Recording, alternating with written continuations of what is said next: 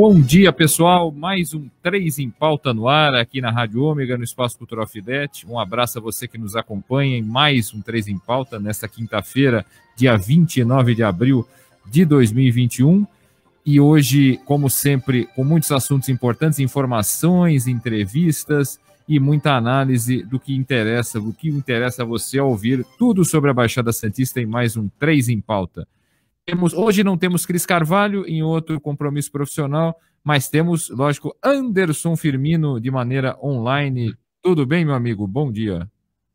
Bom dia, Ted. Bom dia, Marcelo. Bom dia a todos que acompanham mais um 3 em Pauta. Obrigado por deixar a gente entrar na sua casa. Mais uma vez, um programa importante, assuntos extremamente relevantes e dois convidados de peso aí para conversar com a gente, de modo remoto, mas cheios de informações aí para passar para a gente. Não tenha dúvida. O primeiro convidado de hoje, né, daqui a pouco ele estará online, né, será o Marco Vignoli, secretário de Desenvolvimento Regional do Estado. Vamos abordar com ele muitos assuntos, principalmente relativos ao Plano São Paulo, aí, que entrou na fase, ou melhor, prorrogou a fase de transição por mais uma semana, né, de 1º a 9 de maio. E também teremos a Mariana Alonso, que é coordenadora do GAPA, né, da Baixada Santista, importante entidade ligada aos pacientes, enfim, a atender aos pacientes de AIDS, né, de HIV, e que passa aí por dificuldades e tal, e tem a reabertura do seu bazar aí como forma de oferir renda em meio a essa pandemia, né, Anderson? Exatamente. A Mariana vai dar esses esclarecimentos para a gente bater um papo aí sobre essa questão do GAPA, né, do cuidado, do olhar aos portadores de HIV, que é sempre muito importante, uma entidade muito respeitada e muito elogiada por seu trabalho junto às pessoas portadoras de HIV. Não tenha dúvida. A gente fala tanto antes do Marco Vignoli entrar, um desafio para você, Anderson. Você já tem treinador para o Santos, não? Não. Não? Ainda não? Como assim, pô? Não. Tem tanto nome aí, pô, pipocando por aí, pô. Lisca, vai. Lisca. Lisca. Se eu tivesse que apostar em alguém, eu apostaria no Dorival, viu? É uma boa. Seria um nome bem legal. Por conhecer Exatamente. Conhecer o clube, por conhecer a base, né? Por já ter trabalhado com molecada. Tudo bem que ele trabalhou com uma meninada muito especial, né? Principalmente em 2010.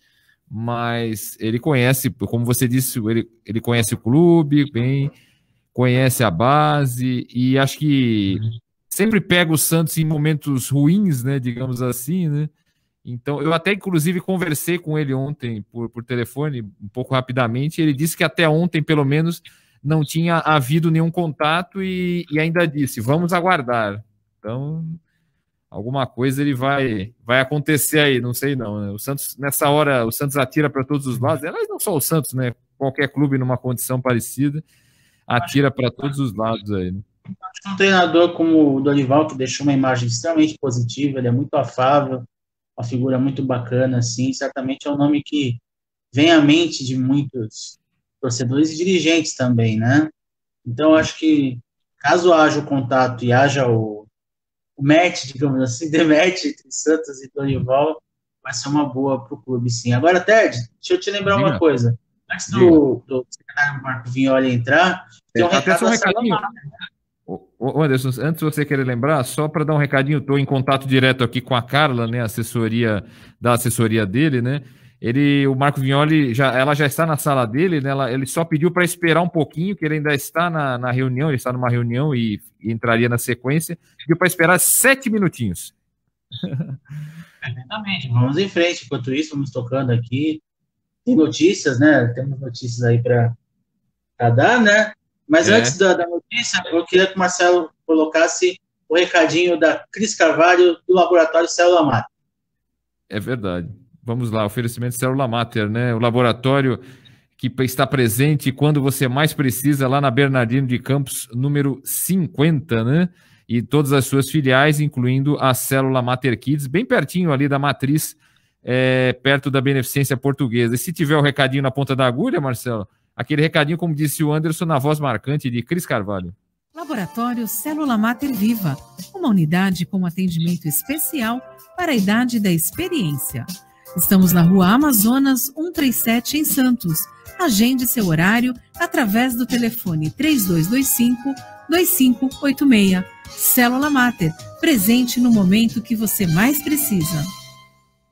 É isso aí, tá aí o recadinho da Cris Carvalho. Aliás, a Cris Carvalho ainda vai aparecer de novo, ela não vem hoje, mas ela aparece no recadinho, mas vai ter uma pergunta depois para a Mariana Alonso, coordenadora do GAPA da Baixada Santista. Você ia falar alguma coisa, Anderson? Perdão. Não, então, eu queria até passar um pouquinho do giro de notícias, trazer uma notícia para quem gosta de música, né? Até ontem eu falava no programa sobre aquele show em Barcelona, né? Feito com 5 mil pessoas, que teria trazido apenas 15 contaminações com a Covid. Lembrando que eles usavam máscara, mas não tinha distanciamento, todo mundo aglomerado. Na verdade, não foram 15, foram 6 contaminações registradas nesse show. E falar em show... E falar em... Por menos da metade, né, do que você tinha como informação inicial. Exatamente. E por falar em show, o Lollapalooza, festival super tradicional, né, festival internacional, mas que de alguns anos para cá começou a ser realizado no Brasil também, teve o seu terceiro adiamento, né, e agora foi remarcado para março de 2022, né, lembrando, ele acontece no Autódromo de Interlagos, né, geralmente, né, lembrando que esse ano o Rock in Rio, era o ano de Rock in Rio, também foi postergado, né, em função da impossibilidade, né, de fazer um evento do porte de um festival de música como o Rock in Rio, como o Lollapalooza e outros, né. Então o Lola foi adiado mais uma vez agora para março de 2022, nos dias 25, 26 e 27 de março de 2022, e fica a expectativa, né? E tem o line-up, né? O número de atrações, as atrações confirmadas pelo Lollapalooza do ano que vem, é bem bacana, viu? Tem Guns N' Roses, tem Travis Scott, tem The Strokes, pessoal que gosta de música, um rock mais alternativo, aquela coisa menos pesada, sem temos The Strokes, temos Travis Scott, que é um nome da moda aí, né, da música americana, e Guns N' Roses, né? Axl Rose e seus Slash, né, dividindo o palco, né? Não é o mesmo Guns N' Roses de 30 anos atrás, mas quando toca aquele assobio de Patience, ou então o piano de November Rain, não tem quem não fique arrepiado, tá de sacanagem. Você estava falando que o Guns N' Roses não é mais ou menos de 30 anos atrás, acho que ele já não é o mesmo há uns 20 já também. Então, exatamente. Pelo menos há uns 20. Tem uma outra notícia aqui, no aguardo aqui, como lembrando, o Marco Vignoli vai ser o nosso entrevistado daqui a pouco, ele está finalizando aí uma reunião. Tem uma outra notícia também em termos nacionais, mas não tem a ver com música, né? Vou até dar aquela minha colinha famosa aqui, que o valor médio do Bolsa Família deve aumentar para R$250, né? O presidente Jair Bolsonaro fez esse anúncio ontem, que a partir de agosto ou setembro ele pretende ampliar de 190 para 250 o valor médio pago aos beneficiários do Bolsa Família, né? Vale lembrar que dos 14,6 milhões de famílias beneficiárias do Bolsa Família, 10 milhões optaram por receber o auxílio emergencial, que acaba sendo mais vantajoso, né, nesse momento, né?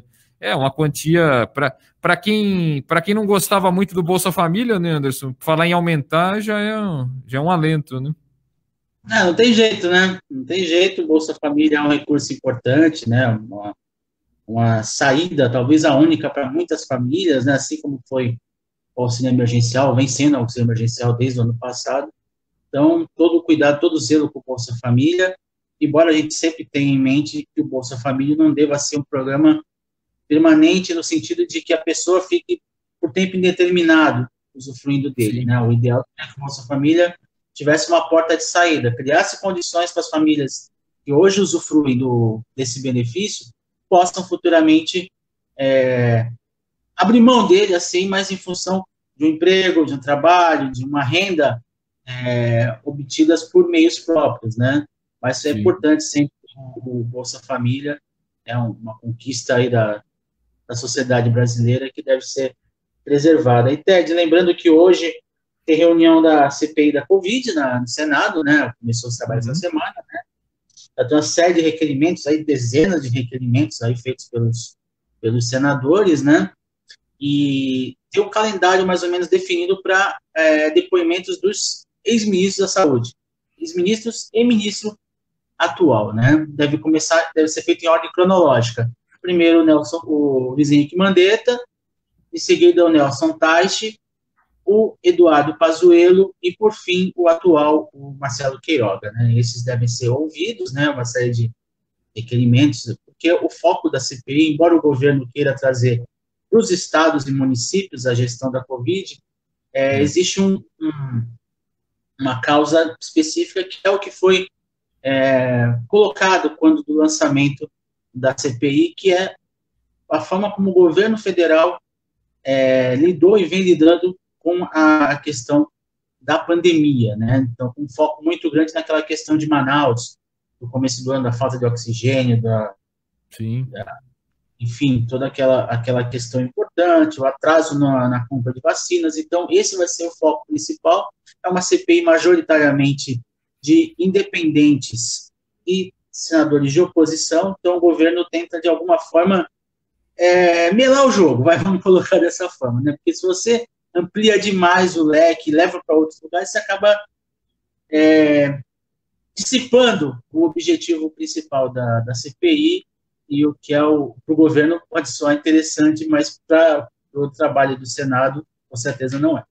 E parece-me até, Anderson, que a CPI, mesmo se ela quisesse, parece que ela não teria competência, não poderia ter uma CPI para os estados aí, né? A coisa teria que ser governamental, Isso é atribuição das Assembleias Legislativas de cada estado, verificar o trabalho do seu governo estadual, assim como das prefeituras, das câmaras municipais, e os trabalhos das prefeituras de cada município.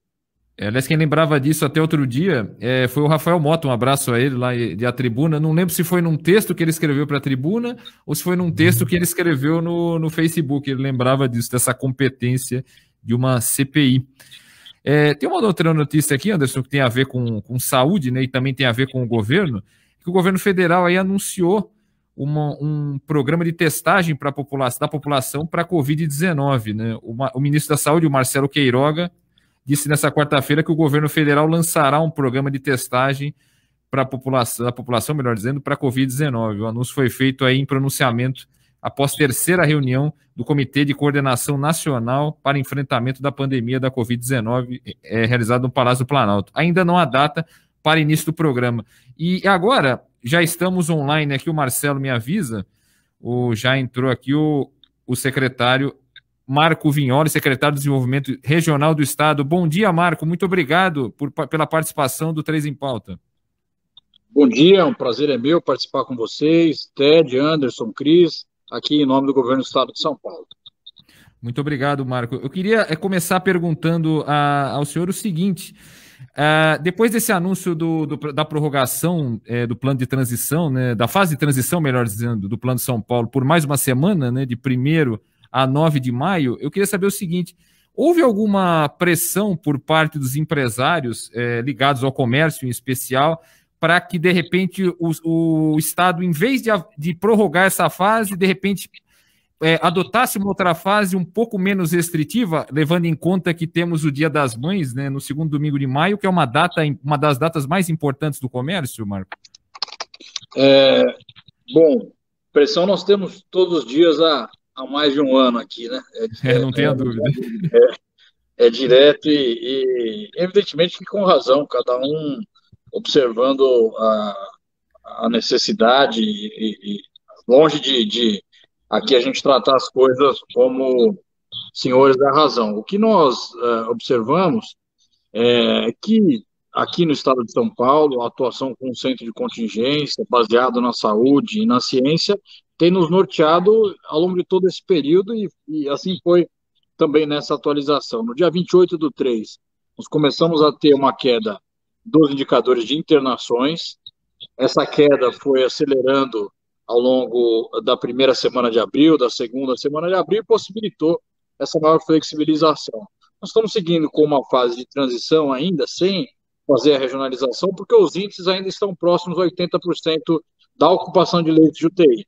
Mas tão logo eles comecem a baixar, e nós esperamos isso para a próxima semana, nós voltaremos para a regionalização, e daí a implementação de um modelo que possa também ter aí, condizente aos números do avanço da vacinação, uma maior relação com as prefeituras em torno dessas ações. Maravilha. Anderson. Secretário, bom dia, prazer em recebê-lo, né? Obrigado por atender a gente. Um dos pleitos das prefeituras aqui da nossa região, somente quando ela está a fase um pouco mais aguda, né, de algumas semanas atrás, foi a questão da imigrantes, né, da questão da Operação Descida, né, que foi suspensa, enfim. Com essa transição, que muita gente entende como flexibilização, liberou geral, quase isso, existe a possibilidade de que o fluxo de pessoas, de turistas para o litoral aumente de novo, né? Então, existe uma possibilidade de, novamente, a Operação Descida ser suspensa, existe uma ideia de uma possibilidade, pelo menos no horizonte ali, de caso isso venha a acontecer, voltar a ser conversado com a Ecovias, conversado com as prefeituras, enfim, para que a Operação Descida seja suspensa mais uma vez, em caso de um aumento muito grande no fluxo de veículos para o litoral?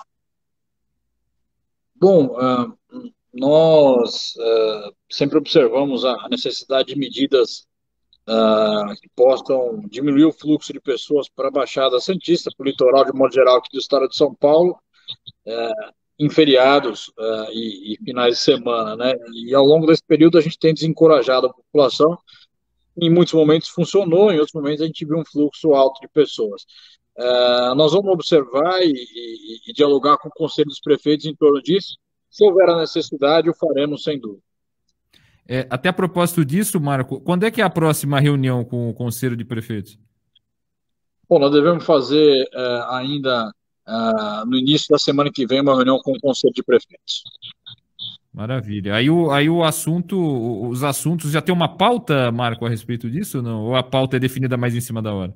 Nós queremos falar um pouquinho sobre o planejamento para a região em 21 e 22 e também nesse processo de retomada e de ações referente ao Covid. Evidentemente, a questão das vacinas estará em pauta, tem sido um pleito dos prefeitos da Baixada. Anderson Firmino. Eu queria saber até a questão da vacinação, né, que é uma preocupação recorrente das prefeituras da Baixada, né, da entrega, da possibilidade de novas entregas aí para o Butantan, enfim, a vacinação ganhar um novo impulso aí na região. Queria que o secretário falasse a respeito disso, né, de como é que estão as conversas com o Butantan para o incremento no número de vacinas para a cidade da região. Bom, hoje 8 em cada 10 vacinas do Brasil são as vacinas do Butantan. O governador João Dória colocou isso como uma prioridade e tem garantido o Plano Nacional de Imunização no Brasil e aqui no estado de São Paulo. Além disso, ontem mesmo nós iniciamos a produção da Butanvac, né, a vacina com insumos 100% brasileiros e que nos dá essa chamada independência, né, de outros países da vinda do princípio ativo do IFA, né, necessário para a produção dos imunizantes. Portanto, nós temos dado grandes passos para poder fazer a imunização aqui no estado de São Paulo. No paralelo a isso, a gente tem cobrado o Ministério da Saúde para que forneça mais vacinas dentro desse plano de vacinação. Muitas vezes o cronograma passado por eles furou, não entraram mais vacinas, nós apontamos essa necessidade muitas vezes e, tendo em vista isso, nós poderemos acelerar e entregar mais vacinas para a Baixada Santista cada vez mais. Mas está previsto, né, o Butantan adiantou para essa sexta-feira a entrega de vacinas e nós teremos amanhã, dia 30, a entrega de vacinas aí no litoral paulista. E quais cidades vão ser contempladas, Marco? Então, são todas as 9, não? Todas as cidades. Maravilha. Marco, eu queria te fazer uma pergunta. No início da nossa conversa eu falei sobre o comércio, né, dessas pressões e tal. Eu queria lhe perguntar a respeito do Campeonato Paulista, né, do futebol, né? Atualmente os jogos, em razão do toque de restrição, toque de recolher, são feitos após as 20 horas, né? Jogos às 20 horas, 21h30, 22, 22h15. Como é que estão as conversas do Estado com a Federação Paulista, em especial, e com os clubes, claro, para que daqui a algum tempo, de repente, os jogos voltem a, de repente, serem realizados mais cedo, alguns à tarde, outros à noite, como também é tradicional? Tudo, claro, depende dos índices baixarem um pouco mais, né, Marco? Mas como é que estão essas conversas? Bom, nós estamos dialogando diretamente com a Federação Paulista de Futebol através do Centro de Contingência. Eu acho que o Centro de Contingência, através do Dr. Medina, acompanhou muito de perto os impactos do futebol, o que tem significado isso, e sabe aí das possibilidades de ir aumentando aí esse retorno. Então, nada definido, mas em ampla discussão. Maravilha. Anderson? Secretário, eu queria trazer uma questão para o senhor, eu queria a sua opinião como gestor, como figura importante no governo do Estado, que é a respeito do censo, né, da não realização do censo, pelo menos que ha sido determinado pelo próprio governo, pelo IBGE, a impossibilidade de fazer o censo, mas ontem teve a decisão do ministro Marco Aurélio, né, do STF, que exige que o governo faça o censo esse ano, né, como é por lei, né, a cada 10 anos, no passado não foi possível, foi para esse ano. Eu queria saber do secretário quais os impactos de uma não realização do censo nas políticas públicas do Estado, na relação com os municípios, na troca de informações, e como é que o Estado, de alguma forma, tenta compensar esse delay, essa demora para se fazer um censo, para a obtenção de informações que balizam as políticas públicas do Estado. Bom, um prejuízo enorme em torno da não realização do censo e com isso, um prejuízo na implementação de políticas públicas e de uma série de prerrogativas estabelecidas a partir desse censo. Nós vemos a necessidade de que a gente possa ter restabelecido dentro do governo federal o princípio da isonomia, o princípio da ocupação de espaços de forma técnica, de forma imparcial, sobretudo em espaços tão importantes como o IBGE. Então, a gente vê como uma necessidade premente o restabelecimento de uma política de Estado, como nessa questão do censo. Marco, uma outra pergunta que eu gostaria de fazer para você é a respeito da importância também. Você falava da Butanvac, da Coronavac, a Butanvac anunciada aí para a produção em breve. Queria que você falasse um pouco da importância também de outras vacinas que estão chegando. Por exemplo, tem o primeiro lote da Pfizer, né? Está chegando nessa quinta ao Brasil. Quer dizer, é aquele negócio, né, Marco? Quanto mais modos de se combater essa doença, melhor ainda, né? Sem dúvida, sem dúvida. Nós precisamos ter cada vez mais vacinas para que a gente possa fazer esse processo de imunização. A gente vê países como Israel já voltando à normalidade, outros países como os Estados Unidos avançando muito nos estados que tiveram a imunização. Portanto, nós queremos todas as vacinas disponíveis, né? A da Pfizer, a da AstraZeneca, enfim, essa busca é importante por vacinas. Se lá atrás tivessem feito essa opção no governo federal, hoje a gente estaria numa situação muito melhor. Portanto, o que nós pedimos hoje é mais vacinas, de forma muito clara e objetiva. Até em cima disso, Marco, a respeito dos números, né, do vacinômetro do Estado, atualmente, qual é a porcentagem de vacinados do Estado e, de repente, daria para projetar quanto seria se certas providências do governo federal tivessem sido tomadas um pouco antes? Bom, são hoje cerca de 12 milhões de pessoas vacinadas aqui no estado de São Paulo, né?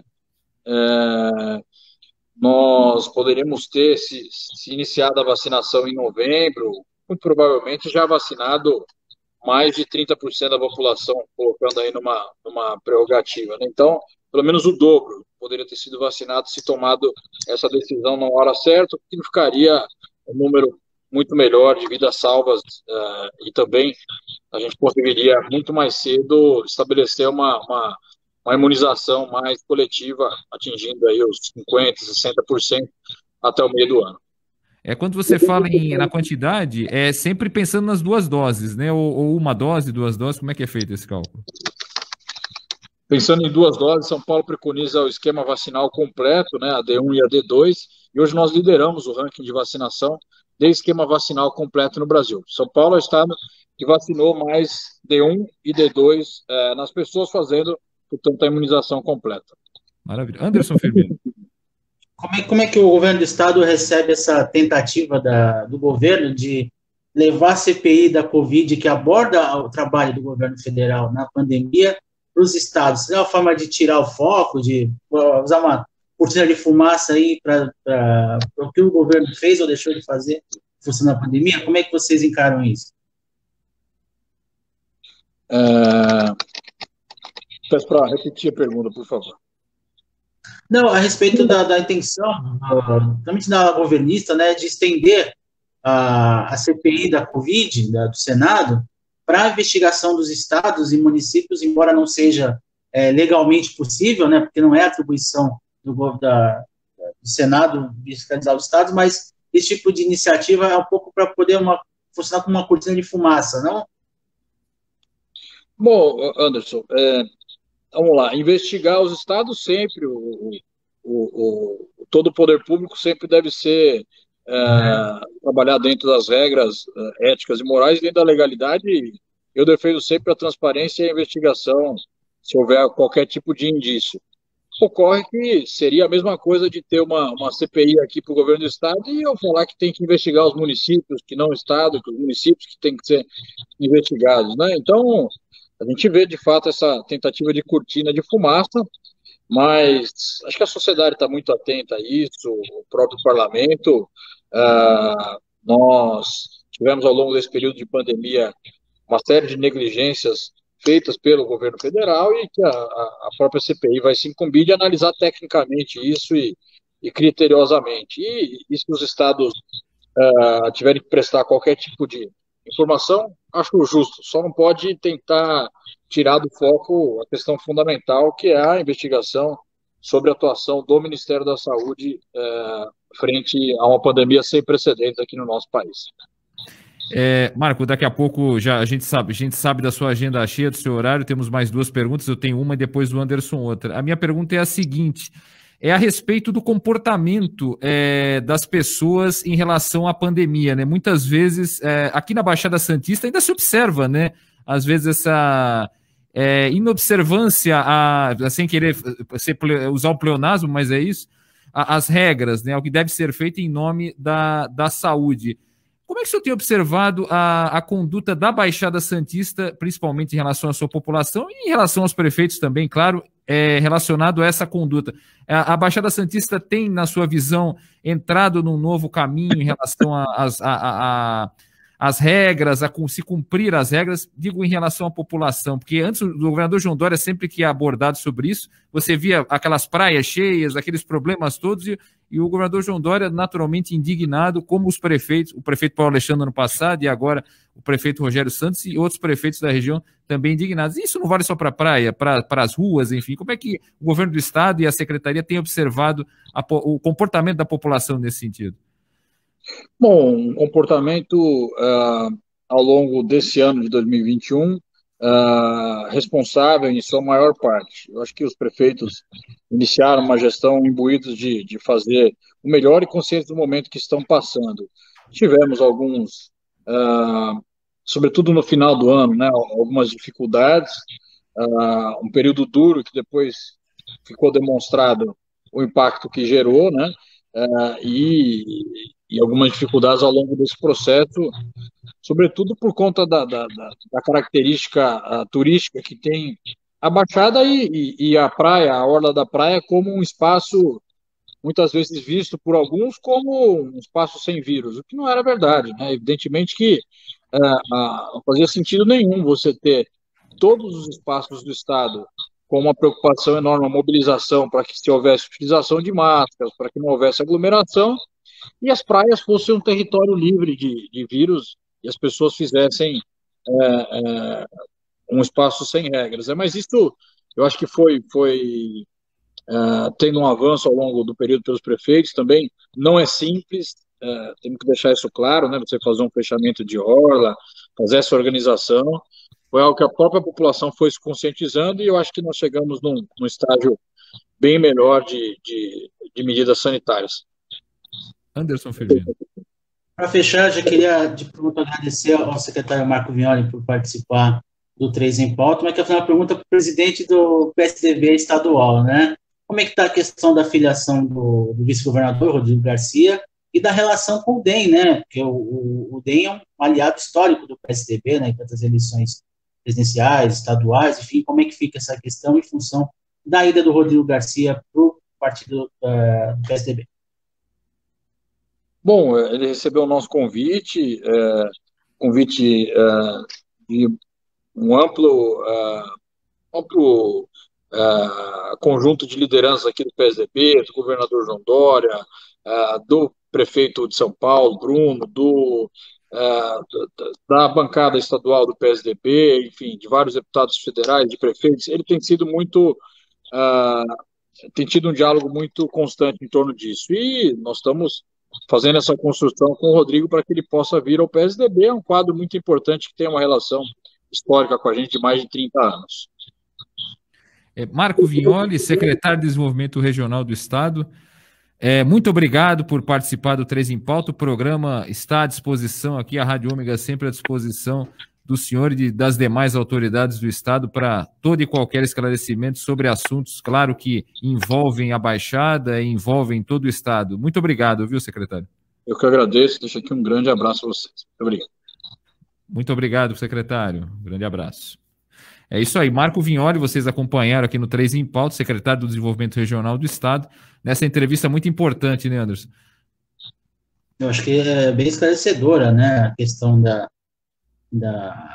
Operação Descida, né, que pode ser, enfim, conversada, né, enfim, a observância constante, né, do andamento, né, existe sempre o desestímulo à população de turistas que venham para o litoral, e não é férias, nada, a situação não está tranquilizada, enfim, as semanas, próximos capítulos aí da questão da Covid, para ver se isso acontece, né, e também do comércio, né, da conversa sobre o comércio, da questão da Covid, né, da ampliação do comércio, porque a gente sabe que é um ponto importante aqui econômico aqui da região e do estado como um todo, né, e fica sempre essa observância aí sobre o horário de funcionamento, as regras para funcionamento, porque o comércio é uma mola importante da economia estadual aqui da Baixada Santista, então bastante significativo. Não tenha dúvida. E depois de falarmos com o Marco Vignoli, melhor dizendo, temos já online, né, o Marcelo me avisa aqui, a Mariana Alonso, que é coordenadora do GAPA da Baixada Santista. Tudo bem, Mariana? Bom dia, obrigado por participar do 3 em Pauta. Oi, bom dia, tudo bem? Obrigada pelo convite. Muito obrigado, Mariana. Queria começar perguntando para você a respeito do GAPA e essa pandemia, né? Aliás, como o GAPA certamente vive o que muitas entidades vivem, né? Entidades que têm esse caráter não só beneficente, mas ligado à saúde também, a dificuldade ao oferir recursos, né? Eu queria que você contasse um pouco como é que é a situação do GAPA atualmente, como é que está vivendo o GAPA nesse momento que a pandemia se estende, né? Demora muito e as entidades têm dificuldades naturais, né? Bom, o GAPA, ano passado, assim que começou a pandemia, que foi decretado lockdown pelo Estado, nós fechamos. Foi no começo de março, então todas as nossas atividades que nós tínhamos diariamente com as pessoas que nós atendemos, como atendimento psicológico, com assistente social, as oficinas, foi tudo remanejado, então a gente teve que fazer o que dava para fazer online e por telefone a gente fez, que foi os atendimentos com o psicólogo, com assistente social. E as oficinas que davam para ser feitas online, que era de artesanato, foram feitas online e atendimento por telefone. As outras coisas, como oficinas de informática, por exemplo, a gente teve que cancelar porque não tinha como.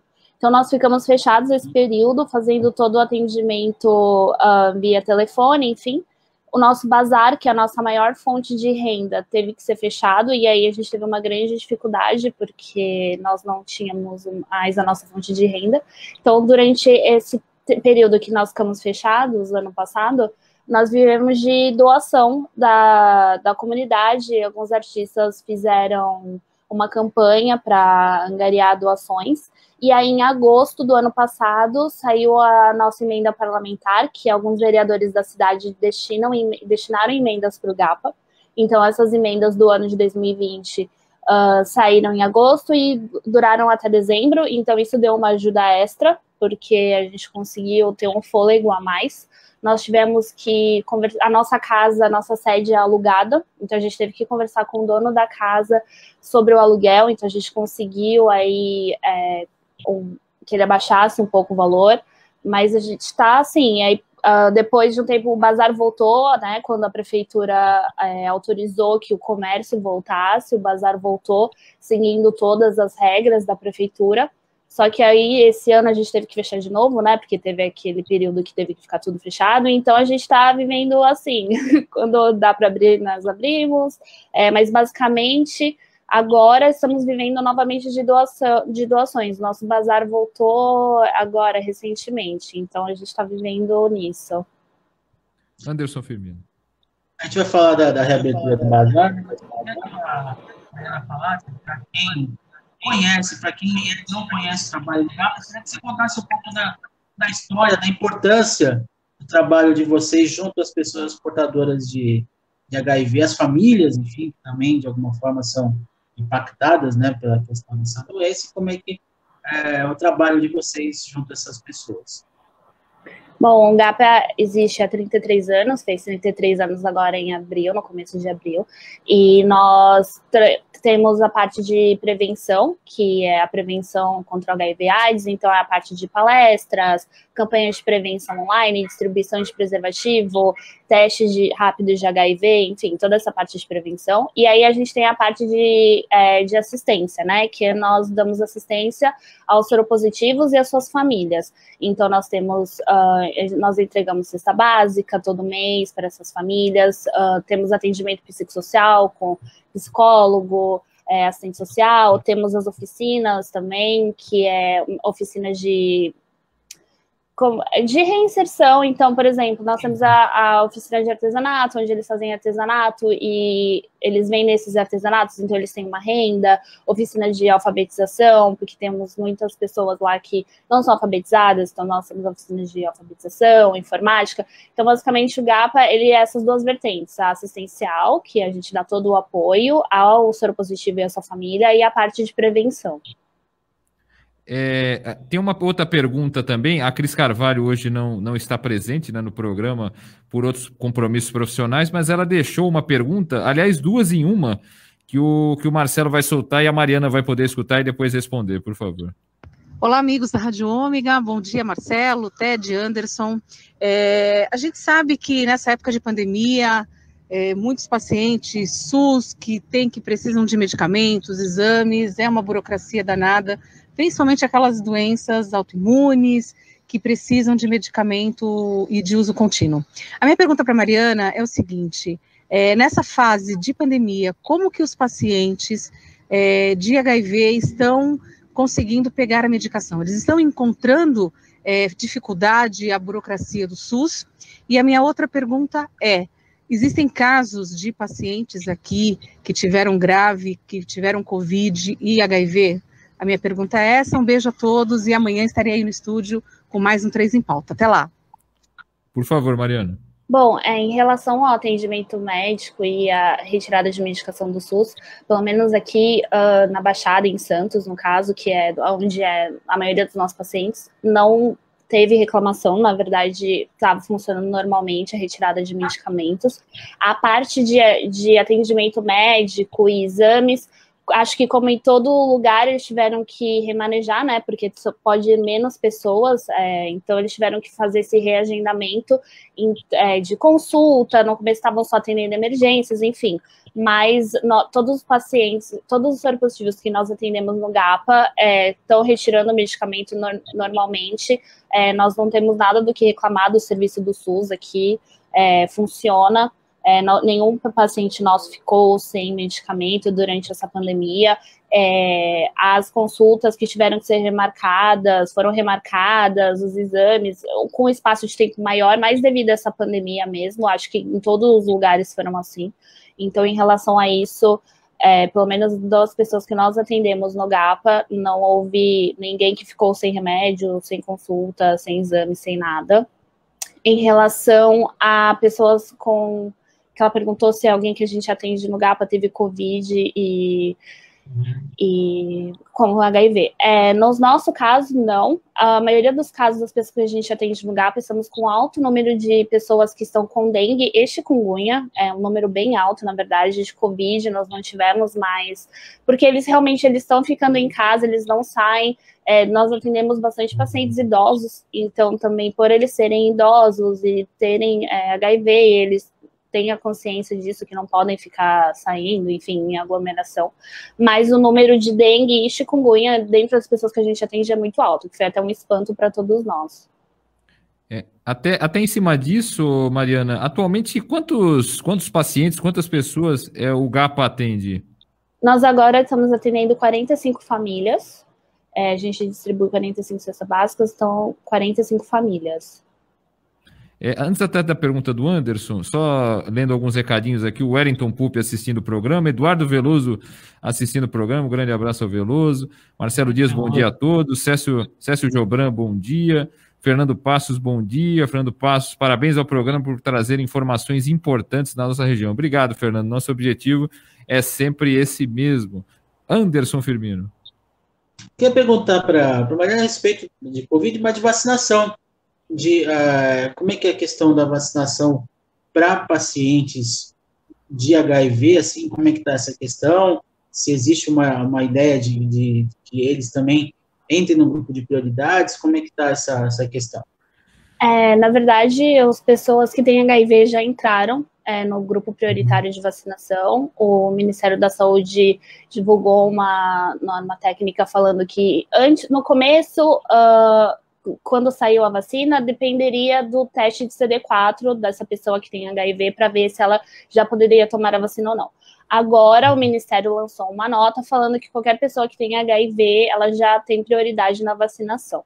Mas está dependendo do estado e de cada município de como que eles vão fazer isso. Então, assim, em tese, já deveria ter começado a vacinação em qualquer pessoa que seja HIV positivo, independente da idade, enfim. Só que eu acredito que, pelas últimas coisas que eu sei, aqui em Santos ainda está seguindo a norma de idade, como segue, né? Acho que agora está 60 e poucos anos, então está seguindo essa norma. Eles ainda não estão, não está para todas as pessoas HIV. Eu não sei, acredito que seja talvez por falta de vacina, não sei como funciona. Eu sei que o Ministério da Saúde já fez essa norma técnica falando que qualquer pessoa que é HIV positiva pode tomar para o grupo prioritário, mas cabe ao Estado e ao município organizar isso. Mas tem alguma conversa já calculada aí com a prefeitura para poder viabilizar isso? Tem alguma coisa já conversada, não? Não, a última vez foi que o município ainda estava seguindo a regra da idade, né, por idade. Então, a última informação que nós tivemos foi essa. Ainda não estão dando para portadores, estão seguindo isso de idade. Então, nós já estamos conversando com alguns vereadores para ver qual que é a razão, né, para ver se está faltando vacina, qual é a razão disso está acontecendo. Então, a gente ainda está esperando as respostas.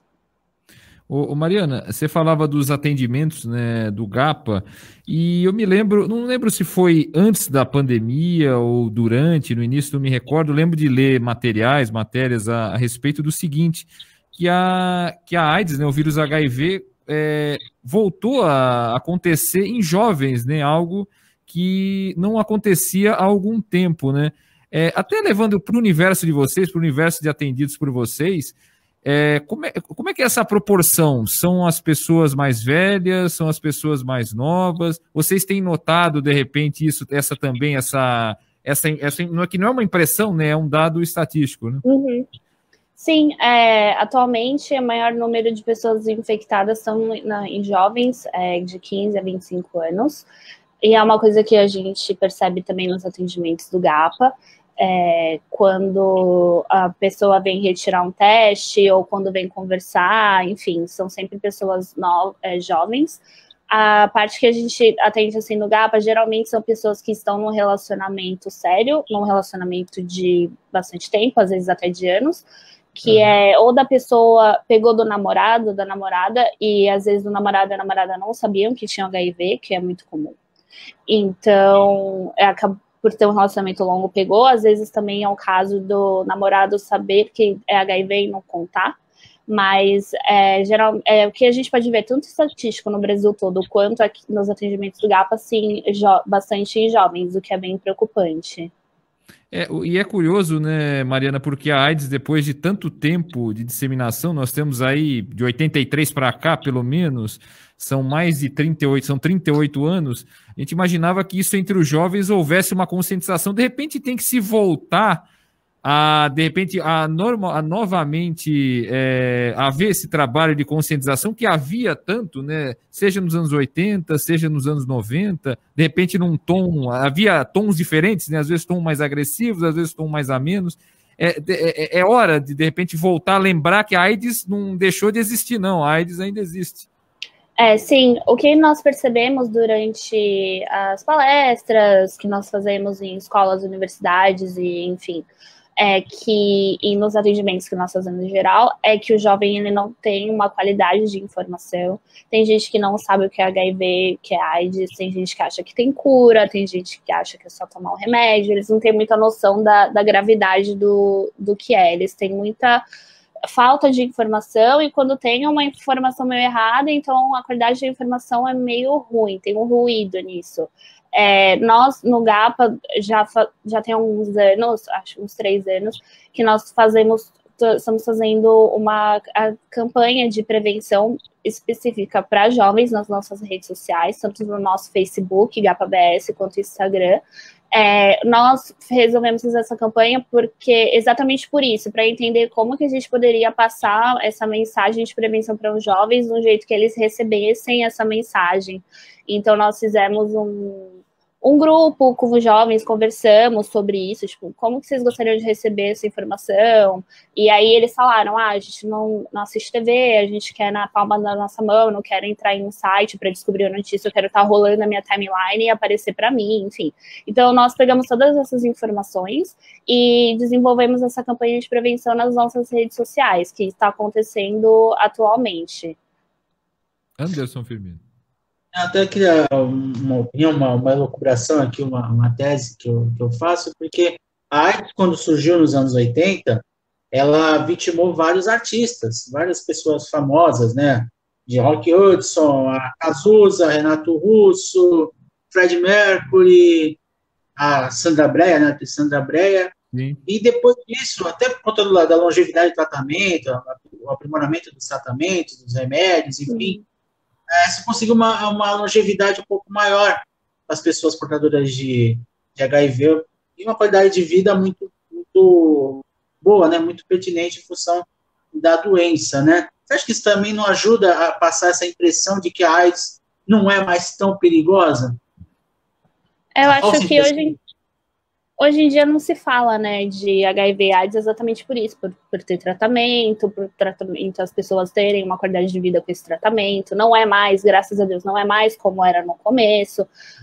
Então, realmente, por hoje ser uma doença tratável, as pessoas não têm muita noção. Tem gente que acha que já tem cura, que não existe mais, que não é mais como é. Então, assim, eu acredito que, sim, parou-se de falar, por essa questão do tratamento no Brasil, principalmente, ser super boa, as pessoas terem acesso ao tratamento gratuitamente pelo SUS, e o Brasil é uma referência nisso. Isso acabou meio que deixando a parte da prevenção de lado, sabe? Isso já vem de muitos anos, não é agora, já há mais de 10 anos que isso acontece, que se parou de falar, só se fala no carnaval sobre isso, e só, como se só existisse HIV no carnaval. Então, sim, eu acho que a falta de se falar sobre, de ter campanhas de conscientização, acabou que as pessoas saem, né? E principalmente entre os jovens, porque as pessoas mais velhas, elas viveram aquilo nos anos 80, então elas têm uma noção do que foi, do que é. O jovem de 15, 18 anos nasceu muito tempo depois, então ele nem tem noção do que foi, nem sabe, assim, não faz ideia do que é, não tem muita noção, assim. Então, acho que tudo isso é uma das razões de ter esse alto número de jovens infectados. Eles acham, né, Mariana, que é uma realidade distante, né? Algo que já foi, de repente, superado, né? Sim, o que a gente percebe nos atendimentos que a gente faz é exatamente isso.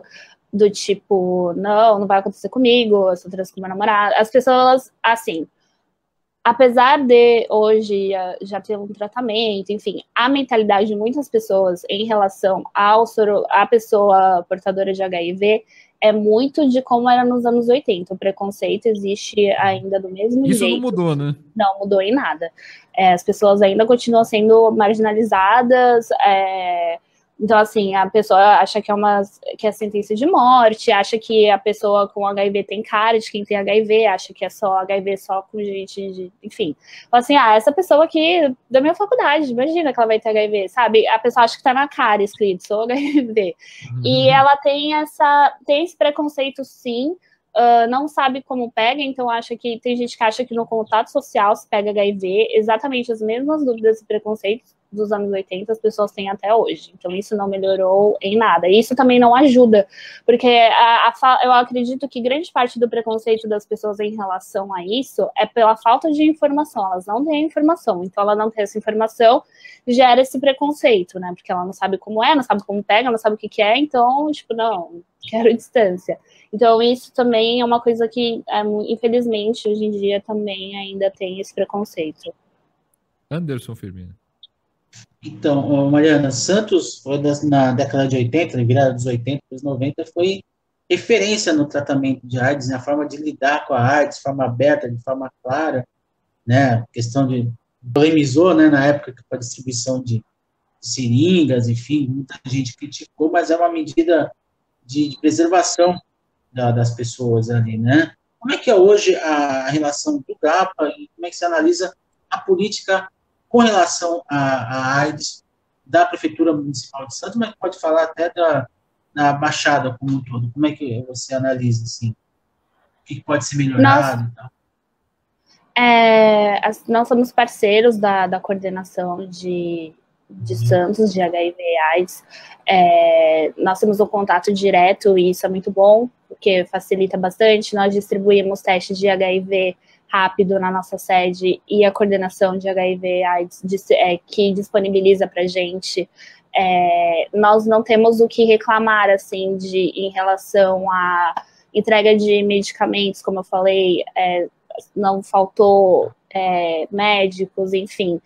A gente tem um contato direto com eles, então nós não temos o que falar, pelo menos as pessoas que a gente atende e do que chega no GAPA, tá? Tô falando da realidade das pessoas do GAPA e do que as pessoas atendidas no GAPA nos passam, tá? Então eu não posso falar no geral, porque eu não tô assim, vivendo com todo mundo da cidade que tem HIV, mas em relação às pessoas que nós atendemos no GAPA, assim, nós não temos o que falar em relação a isso.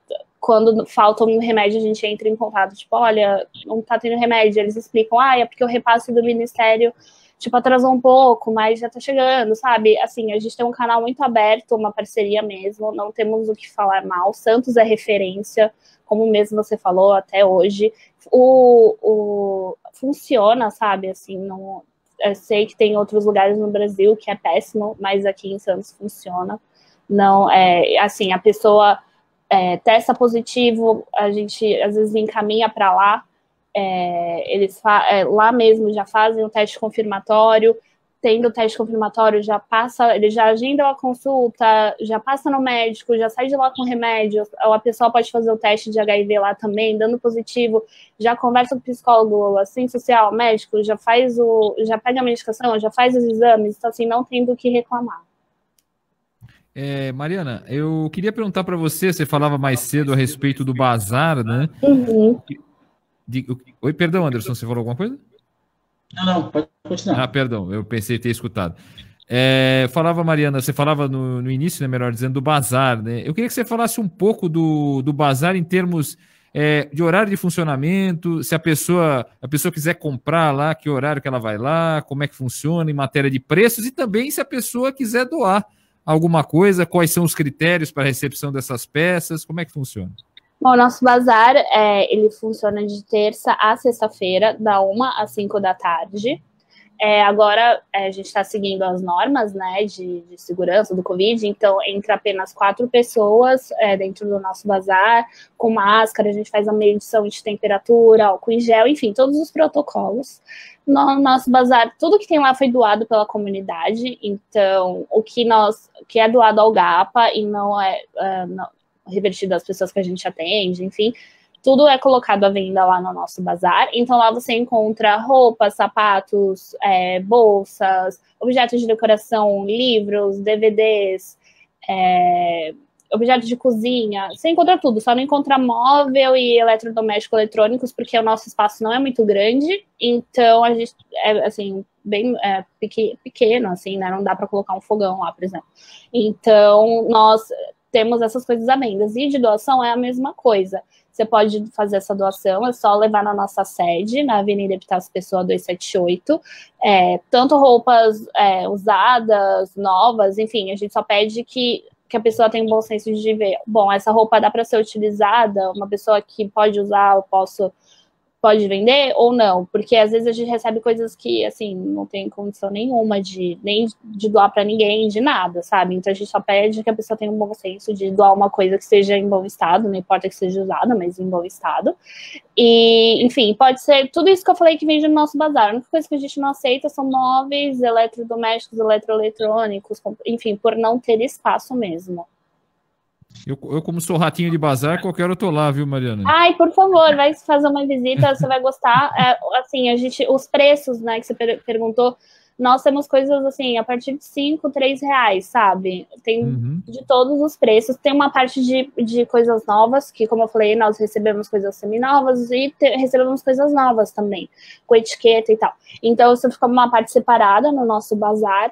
Agora a gente está com a nossa feira de Dia das Mães, então se você quiser comprar um presente para sua mãe, você pode ir lá no nosso brechó, que tem essa parte de coisas novas, então tem roupas femininas, novas com etiqueta, sapatos, bolsas, objetos de decoração, com certeza você vai achar algum presente para sua mãe lá. Maravilha. Anderson Firmino.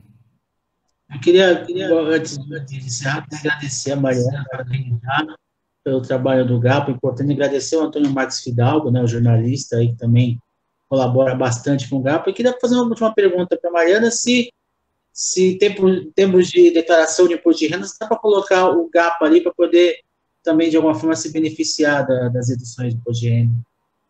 Olha, essa parte de doações de imposto de renda, eu não sei como funciona, isso é com o administrativo do GAPA. Então, caso você queira fazer uma doação lá no GAPA e saber se pode ser descontado imposto de renda, enfim, você pode ligar lá no GAPA, no 3222-3109, falar com a pessoa da administrativa, ela vai pegar suas informações e vai te dar essa informação, porque eu não... Como essa parte de administração não sou eu que cuido, eu não sei informar, eu não quero dar informação errada.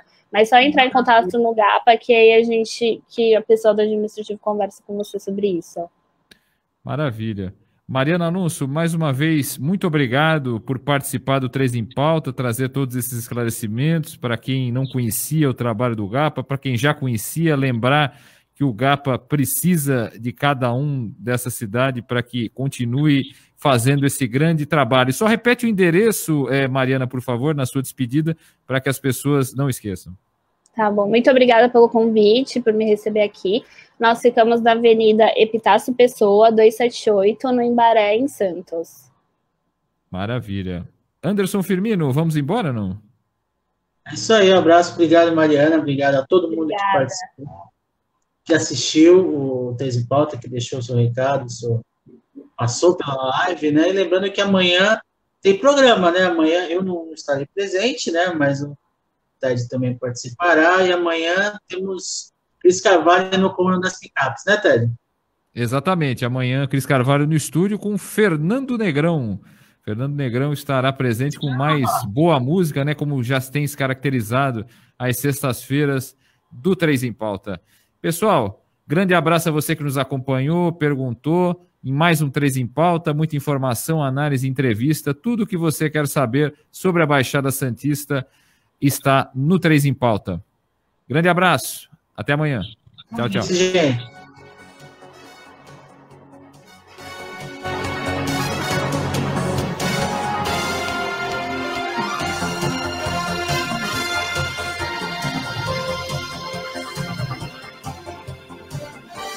Música